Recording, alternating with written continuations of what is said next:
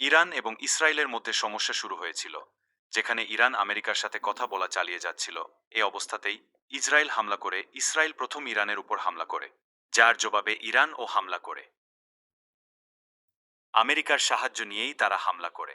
এই হামলা GCC country যেমন কুয়েত, জর্ডান, বাহরাইন, কাতার এবং সংযুক্ত আরব আমিরাত, তারা তাদের বিভিন্ন সামরিক জায়গা যেগুলিতে তারা আমেরিকাকে তাদের সৈন্য রাখার সুযোগ দিয়েছিল, সেখান থেকে নজর রাখতে দেয়। তারা আমেরিকাকে ভিন্ন রাডার ব্যবস্থা রাখতে দিয়েছিল, যে সকল ব্যবস্থা থেকে মিসাইল কোথায় হামলা করবে তা নিখুঁতভাবে পর্যবেক্ষণ করা যেত। তাছাড়া বিভিন্ন নজরদারি করার সামরিক স্থাপনা ও গোয়েন্দা ঘাঁটিগুলি এখানেই ছিল। সেই রাডার ব্যবস্থাগুলির উপরে ইরান হামলা চালায়। হামলার পর আমেরিকান সেনারা বিভিন্ন বেসামরিক হোটেলগুলোতে পালিয়ে আশ্রয় নেয় এবং সেখান থেকে তাদের কার্যক্রম পরিচালনা করতে থাকে। ইসরায়েল সামরিক বেসামরিক কোনো তোয়াক্কা না করেই সব জায়গায় হামলা চালাতে থাকে। এদের মধ্যে স্কুল, হাসপাতাল সহ বিভিন্ন বেসামরিক জায়গায় হামলার কারণে বহু সংখ্যক মানুষ মারা গিয়েছে। আর সবচাইতে বেদনাদায়ক ছিল বাচ্চাদের স্কুলে হামলার কারণে ১৮৫ জন শিশুর মৃত্যু। জিসিসিভুক্ত দেশগুলো এই হামলায় সরাসরি অংশগ্রহণ না করলেও তাদের সহায়তা এই হামলাকে আরও বেশি বেগবান করে তুলেছে। তাদের সহায়তা না পেলে এত নিখুঁতভাবে হামলাগুলি চালানো যেত না, যার খেসারত তারা বিভিন্নভাবে দিচ্ছে। বিদ্যুৎ এবং পানি, সব জায়গায় হামলা হচ্ছে। তাদের এই দুষ্টুমি করার ক্ষমতা জুগিয়েছে তেল নির্ভর অর্থনীতি। ইরান এবার সেই তেলের চলাচলের ওপরই টোল বসিয়েছে।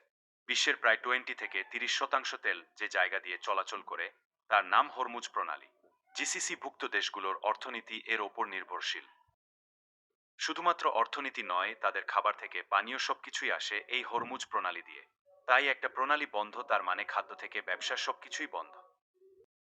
ইরান এই প্রণালীর বিভিন্ন জায়গায় বিভিন্ন রকমের মাইন পুঁতে রেখেছে, যাদের প্রধান কাজই হচ্ছে পানির নিচে অপেক্ষা করা, এবং কোনো জাহাজ আসলে তাকে ধ্বংস করা। সাধারণত এদেরকে সরানো অনেক কঠিন এবং সময় সাপেক্ষ। সর্বশেষ খবর পাওয়া পর্যন্ত ইরান এখানে টোল বসিয়েছে, যেখান দিয়ে যাওয়ার জন্য সবাইকে টোল দিতে হবে, যার পরিমাণ প্রায় $2 মিলিয়ন। এখন প্রশ্ন উঠতে পারে, যে কোনো জাহাজের মালিক কেন এই বিশাল অঙ্কের টোল প্রদান করবে? আপনি যদি এভাবে হিসাব করেন যে প্রতিটি জাহাজের ট্যাঙ্কারে প্রায় $300 মিলিয়ন তেল থাকে, যা একটি বোমার কারণে ধ্বংস হয়ে যেতে পারে, তখন টাকাটা বেশি মনে হয় না।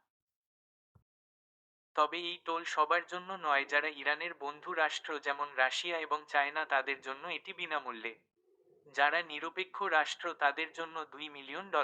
আর সর্বশেষে শত্রুরাষ্ট্র যেমন আমেরিকা এবং ইসরায়েল, তাদের জন্য বন্ধ।